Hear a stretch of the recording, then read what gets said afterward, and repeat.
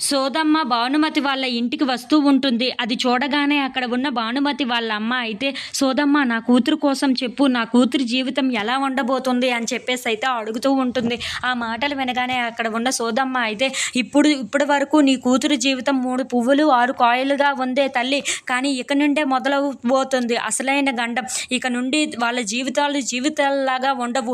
వాళ్ళు విడిపోవలసి వస్తుంది అని చెప్పేసైతే అంటూ ఉంటుంది. ఆ మాటలు వినగానే అక్కడ ఉన్న వాళ్ళ అమ్మ, నాన్న అయితే ఒక్కసారిగా షాక్ అయిపోయి అలా సోదమ్మ వైపు అలా చూస్తూ ఉండిపోతారు. ఇంతలో అక్కడ ఉన్న సోదమ్మ మాత్రం, అవును, ఇప్పటి వరకు తన జీవితంలో ఎలాంటి కష్టాలు లేకుండా 3 పువ్వులు 6 కాయల్లాగా అయితే నడిచింది. కానీ ఇక నుండి తను కష్టాల ఊబిల్లోకి పడబోతుందే తల్లి అని చెప్పేసి అయితే అంటూ ఉంటుంది.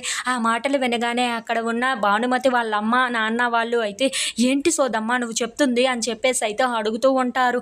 ఇంతలో అక్కడ ఉన్న సోదమ్మ మాత్రం, అవును, ఏమేమి జరగబోతున్నాయో అన్నీ చెప్తాను వినుకోండే తల్లి అని చెప్పేసి అయితే అంటూ జరగబోతున్నవన్నీ చెప్తూ ఉంటుంది. అది విని అక్కడ ఉన్న వాళ్ళందరూ అయితే ఒక్కసారిగా షాక్ అయిపోతూ ఉంటారు. దేవుడా నువ్వే కాపాడాలి నా బిడ్డని అని చెప్పేసి అయితే అనుకుంటూ వాళ్ళ నాన్న అయితే దేవుడిని మొక్కుకుంటూ ఉంటాడు.